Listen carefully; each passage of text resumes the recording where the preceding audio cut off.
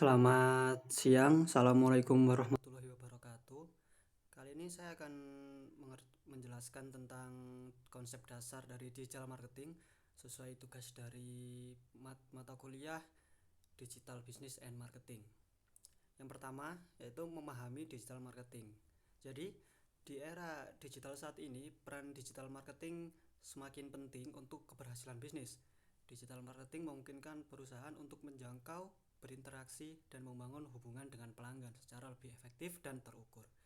Dengan memahami konsep dasar digital marketing, kita dapat mengembangkan strategi yang efektif untuk meningkatkan visibilitas merek, menghasilkan leads, dan mendorong penjualan. Selanjutnya, pentingnya digital marketing di era digital. Kenapa sih digital marketing itu penting?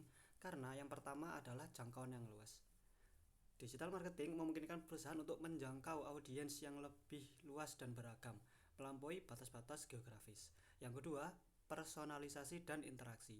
Alat digital memungkinkan perusahaan untuk menyesuaikan pesan dan pengalaman sehingga pelanggan secara individual membangun hubungan yang lebih personal.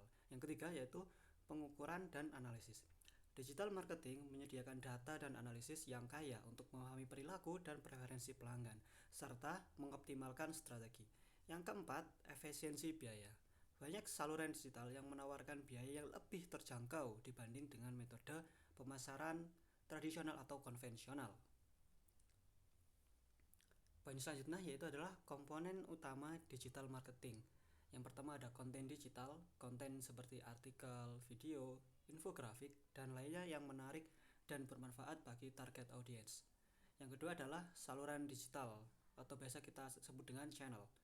Platform digital seperti website, media sosial, email, mesin pencari atau search engine, dan lainnya juga untuk menyampaikan konten dan berinteraksi dengan pelanggan. Yang ketiga ada analitik digital, alat dan metrik untuk mengukur dan menganalisis kinerja strategi digital marketing seperti web analitik, sosial media analitik, dan juga yang lain. Dan selanjutnya itu adalah strategi efektif dalam digital marketing. Yang pertama, strateginya adalah memahami target audience, yaitu kita mempelajari demografi, perilaku, dan preferensi pelanggan untuk menciptakan konten dan pengalaman yang relevan. Yang kedua yaitu adalah optimasi konten. Ciptakan konten yang menarik, informatif, dan dapat memecahkan masalah pelanggan untuk meningkatkan keterlibatan. Yang ketiga yaitu adalah pemanfaatan saluran digital. Pilih dan optimalkan saluran digital sesuai untuk menjangkau dan berinteraksi dengan audiens secara efektif. Yang selanjutnya yaitu adalah yang penting, poin selanjutnya yaitu membangun konten yang menarik. Yang pertama harus relevan. Konten harus relevan dengan kebutuhan, minat, dan tantangan yang dihadapi oleh target audience. Yang kedua yaitu tentunya bernilai. Konten harus memberikan informasi, inspirasi, atau solusi yang berharga bagi audiens. Yang ketiga, interaktif. Konten harus melibatkan audiens melalui fitur interaktif seperti kuis, polling, dan juga komentar section. Yang terakhir ada visual yang menarik. Konten harus dilengkapi dengan desain visual yang menarik dan mudah dicerna oleh audiens. Pentingan selanjutnya yaitu adalah mengoptimalkan saluran digital. Yang pertama ada website, pusat digital utama untuk menyampaikan informasi, branding, dan konten. Yang kedua ada media sosial, saluran untuk membangun community, terlibat dengan audiens, dan berbagai konten. Yang ketiga ada email marketing, saluran efektif untuk mengirimkan informasi, promosi, dan pengalaman personal. Yang terakhir ada optimasi mesin pencari yaitu SEO, Search Engine Optimization.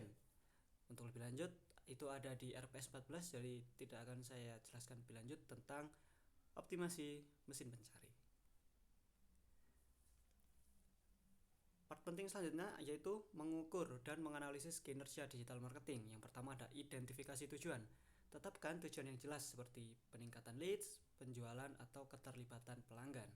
Yang kedua, pilih metrik kunci. Identifikasi metrik yang sesuai untuk mengukur kemajuan pencapaian tujuan seperti tingkat konversi, CPC, CTR, dan lain-lain. Yang terakhir, setelah melakukan semua itu, tentu kita ada di tahap analisis dan optimasi. Gunakan data dan analisis untuk memahami tren, mengidentifikasi peluang, dan mengoptimalkan strategi secara berkelanjutan. Sekian yang dapat saya jelaskan tentang konsep dasar digital marketing. Mohon maaf jika tidak ada face atau gimana, karena kebetulan kesehatan saya lagi menurun. Jadi sekian dari saya, jika ada kurang dan lebihnya saya mohon maaf. Assalamualaikum warahmatullahi wabarakatuh.